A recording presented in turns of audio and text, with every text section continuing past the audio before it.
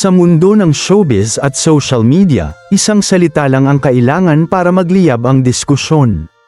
At kamakailan, isang kontrobersya ang umalingaw-ngaw, isang isyu na hindi lang basta tungkol sa concert, kundi tungkol sa pananampalataya, pamilya, at kung paano natin ipinapahayag ang ating paniniwala.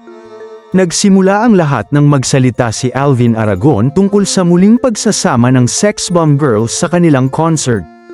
Hindi lingid sa publiko na hindi niya pinayagang mag-perform ang kanyang misis na si Izzy Trasona. Ngunit ang mas lalong naging sentro ng usapan ay ang paraan ng kanyang pagpapahayag. Inakusahan siya ng ilang netizens bilang self-righteous at imposing, lalo na nang mag-quote siya ng mga Bible verses na may kaugnayan sa homosexuality. Nadagdagan pa ang init ng usapan dahil hayagan din ang kanyang pagtutol sa transition ng anak ng kanyang asawa, si Andre, na ngayon ay mas kilala bilang Sofia, isang self-confessed trans woman. Dito na pumasok ang mas malalim na usapan, hindi lang ba ito simpleng opinyon? O may mas malaking issue tungkol sa content versus delivery? Sa isang eksklusibong panayam ng Pep.ph kay Angeli Pangilinan Valenciano, hinimay niya ang isyu ng may malinaw na pananaw. Si Angeli, na tulad ng kanyang mister na si Gary Valenciano ay isang born-again Christian, ay hindi umiwas sa usapan. Sa halip, ibinahagi niya ang kanyang karanasan bilang Kristiyano at bilang isang taong dumaan din sa proseso ng paglago sa pananampalataya. Ayon kay Angeli, may mga salita sa Biblia na talagang mahirap tanggapin. When you say something about the Word of God, not everybody likes it, aniya. It's hardcore. Ngunit dito niya inilatag ang pinakamahalagang punto, hindi lang mahalaga kung ano ang sinasabi, mas mahalaga kung paano at kailan ito sinasabi. Isang payo raw sa kanya ng kanyang spiritual mentor at madalas ding sabihin ni Gary, you always say the right thing, but many times you say it at the wrong time. So if you say it at the wrong time, it makes it wrong even if what you say is correct. Isipin mo yun, pwedeng tama ang mensahe, pero kung mali ang timing at paraan, nagiging mali ang dating.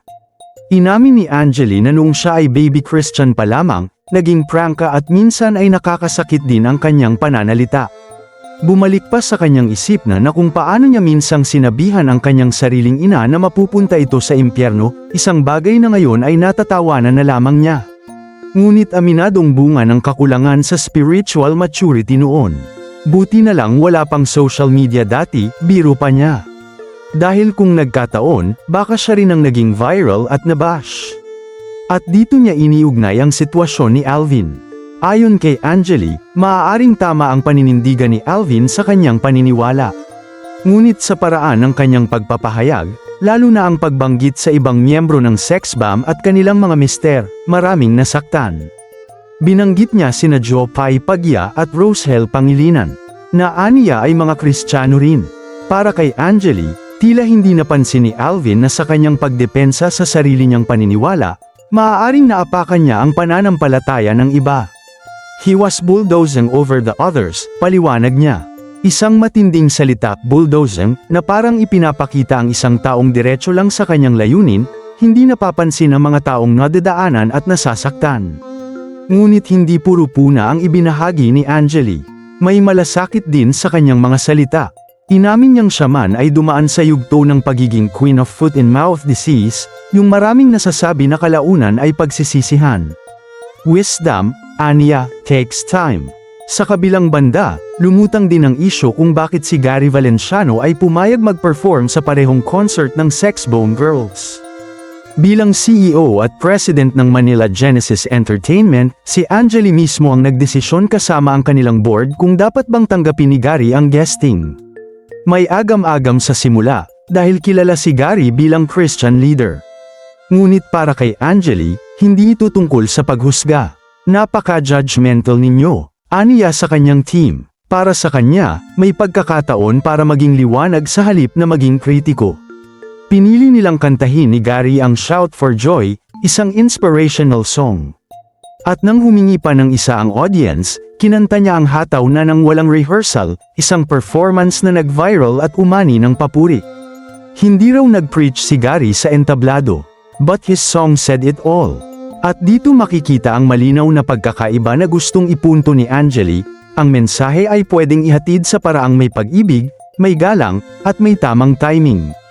Sa pagtatapos ng panayam, nag-iwan si Angeli ng mensahe para kay Alvin, isang mensaheng hindi puno ng galit kundi ng paalala. Ikinumpara niya ito sa kwento ni Peter na naglakad sa tubig. Habang nakatuon ang tingin niya kay Jesus, hindi siya lumulubog. Ngunit nang ituon niya ang pansin sa hangin at alon, siya ay lumubog. Focus on Christ, payo niya kay Alvin. You cannot please the world. You only have an audience of one. Ngunit may dagdag pa siyang mahalagang paalala. Ang bunga ng Espiritu Santo ay pag-ibig, kagalakan, kapayapaan, pagtitiis, kabutihan, kahinahunan, at pagpipigil sa sarili. Hindi galit, hindi pagkondena. Sa huli, ang isyong ito ay hindi lang tungkol sa sex bomb concert. Hindi lang ito tungkol sa isang ama, sa isang mister, o sa isang Christian leader. Ito ay tungkol sa mas malaking tanong. Kapag may paniniwala ka, paano mo ito ipinapahayag? Kapag naniniwala kang tama ka, handa ka bang suriin kung tama rin ang iyong paraan? Dahil sa panahon ngayon, hindi lang content ang mahalaga. Delivery is everything. At sa gitna ng ingay ng social media, marahil ang pinakamalakas na mensahe ay hindi yaong pinakamataas ang boses, kundi yaong may pinakamaraming pag-ibig.